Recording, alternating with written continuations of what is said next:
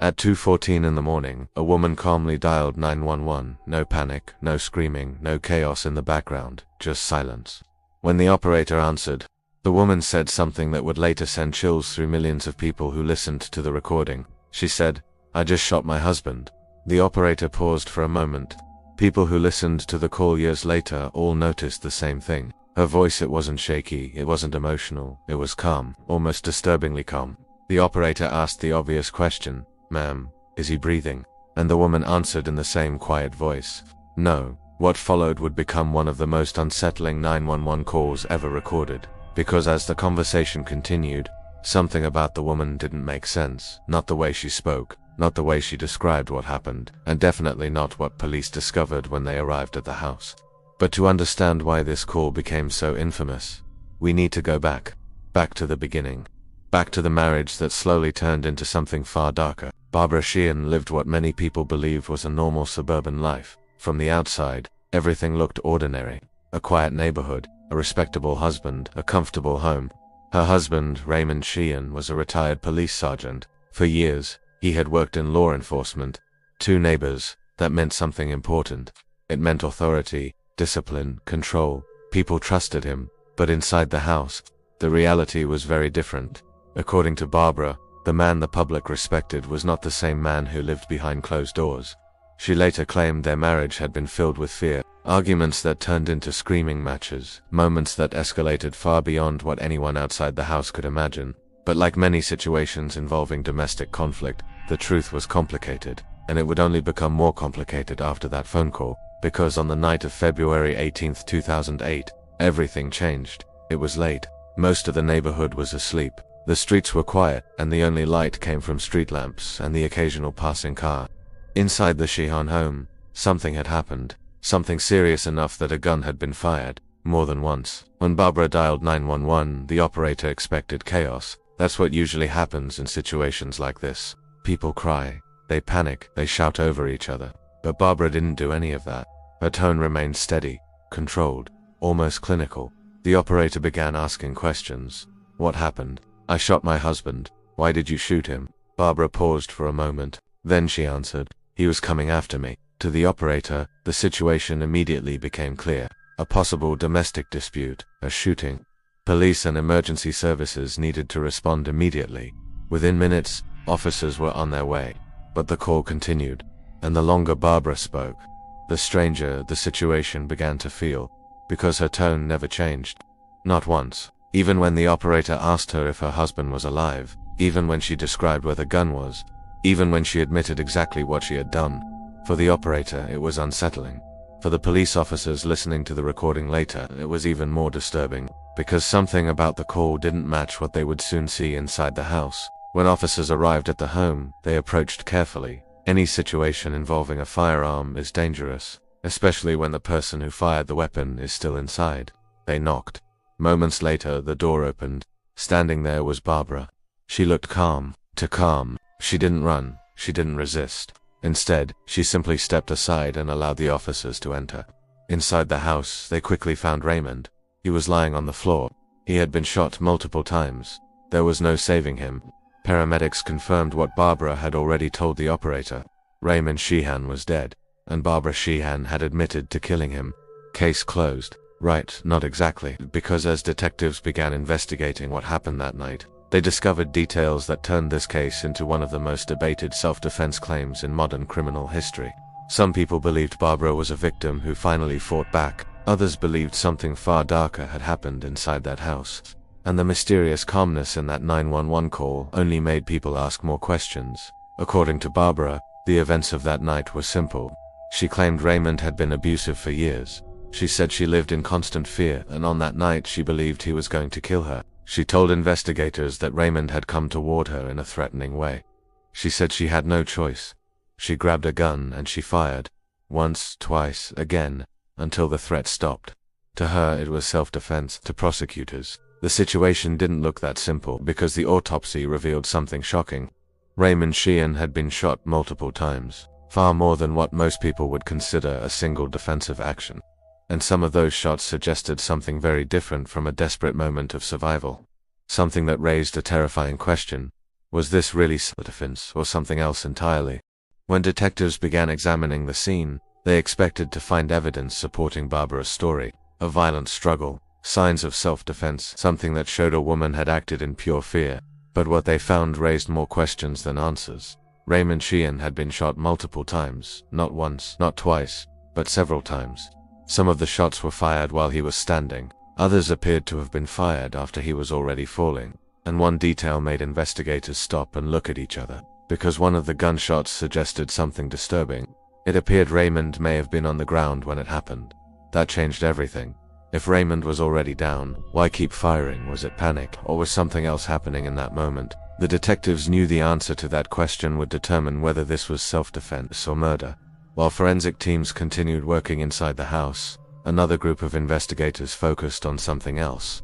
The 911 call, they listened to it again and again, every second, every pause, every change in tone, but the more they listened, the stranger it felt. Barbara never sounded frightened. Even when she admitted what she had done, even when she described her husband lying on the floor, her voice stayed level, controlled, almost detached. One detective later described it like this: "It sounded like someone describing something that happened hours ago, not seconds ago." For some investigators, that calmness was suspicious. But psychologists who later studied the case pointed out something important. People react to trauma in very different ways. Some scream, some cry, and some become completely calm. Still, the question remained. What had really happened in that house before the call was made? As detectives dug deeper, they began interviewing people who knew the couple, neighbors, friends, family members, and what they heard painted two very different pictures of the same marriage. Some people described Raymond as disciplined but normal, a retired police officer who had spent decades enforcing the law, but others told a different story, a darker one. Barbara claimed Raymond had been abusive for years. She said the violence wasn't occasional, it was constant. She told investigators she had been threatened, intimidated, controlled according to her. Living with Raymond felt like living with someone who could explode at any moment, but here was the problem. There were very few official records of this abuse. No police reports, no hospital visits, nothing that clearly documented years of violence.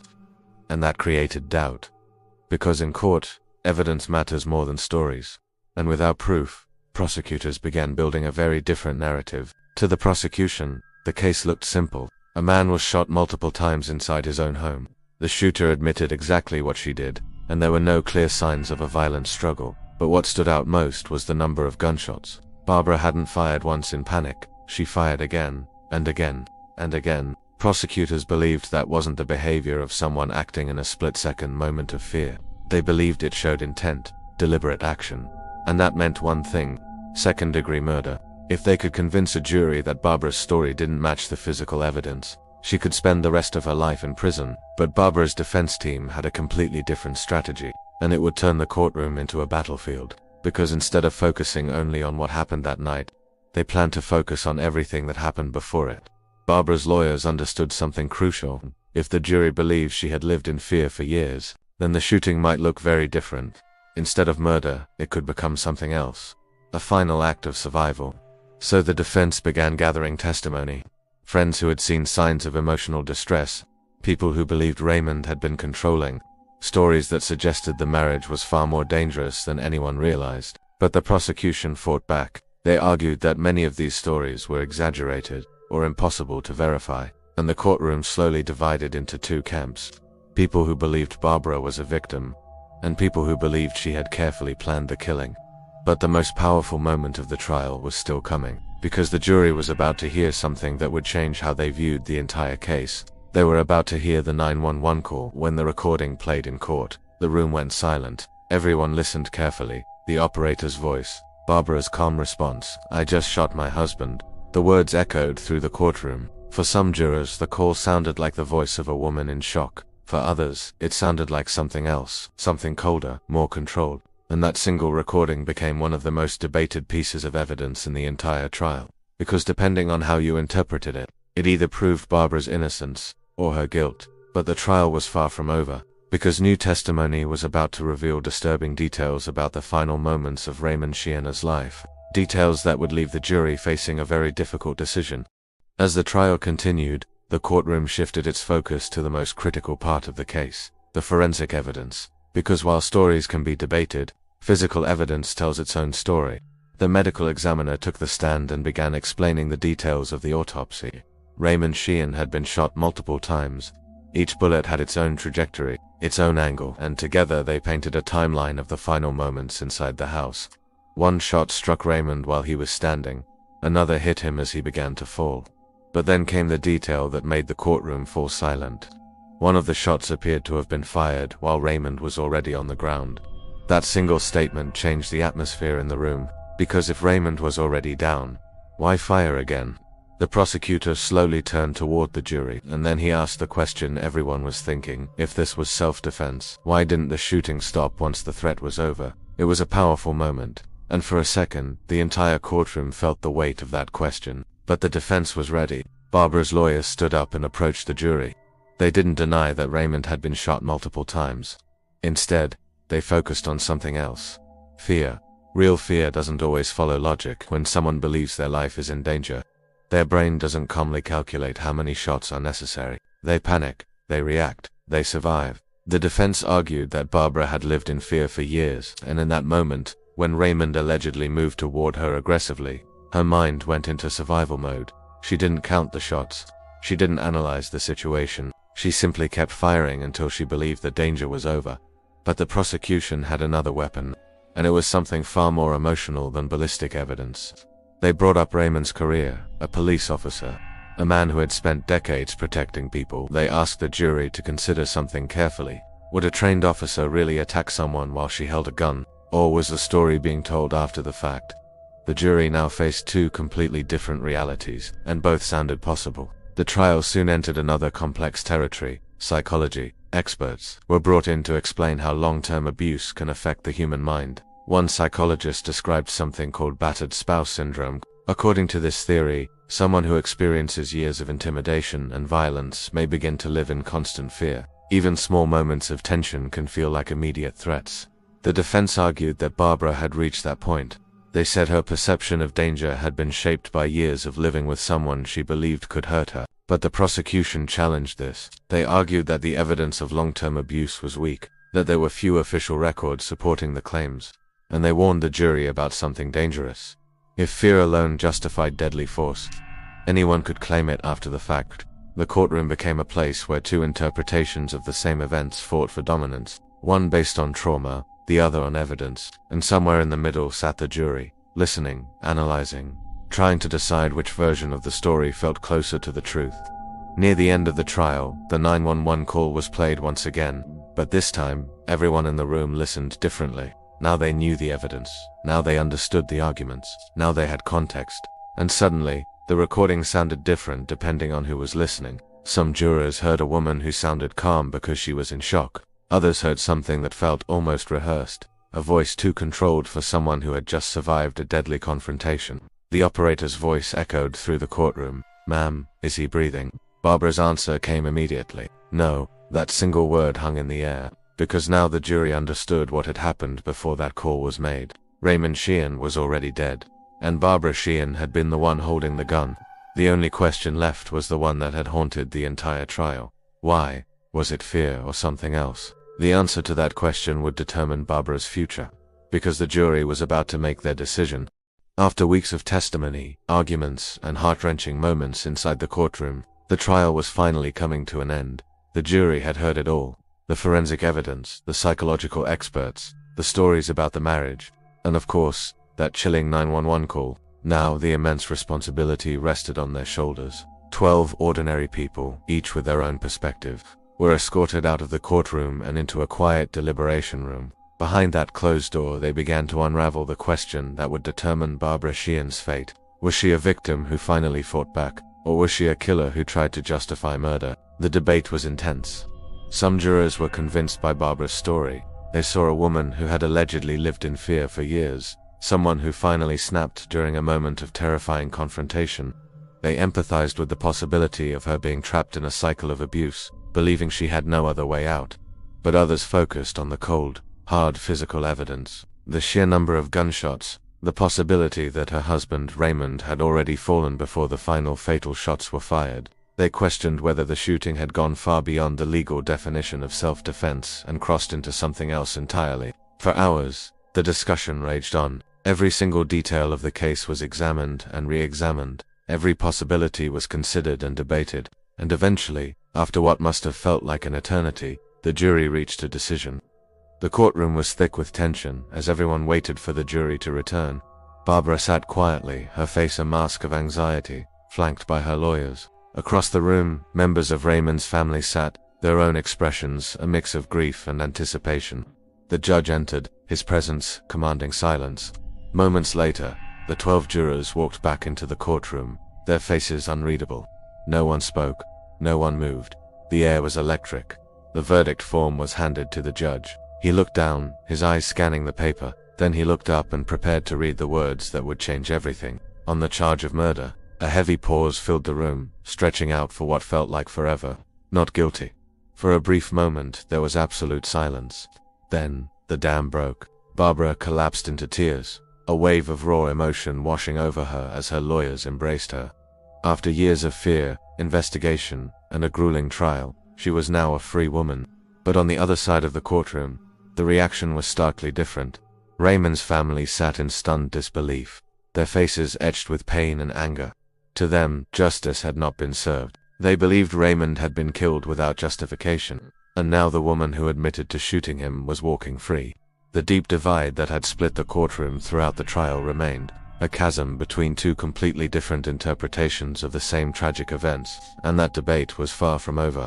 It was just beginning to spill out into the wider world. Once the verdict was announced, the case exploded across news outlets and the internet.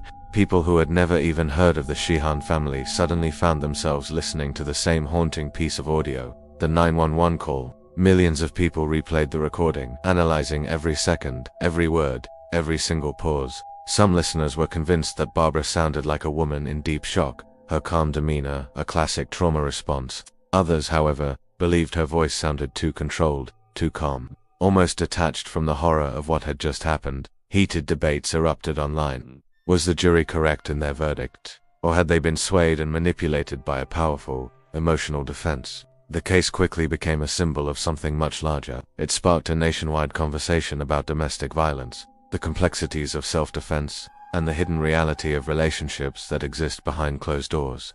Because the truth is, situations like this are rarely simple or clear-cut. They exist in the murky gray area between fear and violence, between survival and tragedy. The lines become blurred, and the truth can be incredibly difficult to uncover. And years later, that 911 call still circulates online. People continue to listen to it, and almost everyone has the same reaction. They notice the calmness, that strange emotional distance in Barbara's voice as she reports what she's done, and they ask themselves the same question that investigators and jurors once asked. What was she really feeling in that moment? Was it shock, relief, fear, or was it something else entirely? The complete truth may never be fully understood, because only two people were inside that house when the shots were fired, and one of them, Raymond Sheehan, never had the chance to tell his side of the story. Cases like this remind us of a deeply unsettling fact. The most mysterious stories aren't always about ghosts or unsolved disappearances. Sometimes, the most disturbing mysteries happen in ordinary homes, between seemingly ordinary people, hidden away from the world behind closed doors. They happen in places where the truth becomes impossible to separate from fear, memory, and perception. And sometimes, the only thing left behind is a single phone call, a recording, a moment frozen in time, a calm voice saying the words that would echo across the internet for years to come. I just shot my husband. And the question that still lingers today is the same one the jury faced all those years ago. Was it justice, or was it something else? Something we will never fully understand. Thanks for watching. If this story made you think, please consider subscribing for more deep dives into complex cases.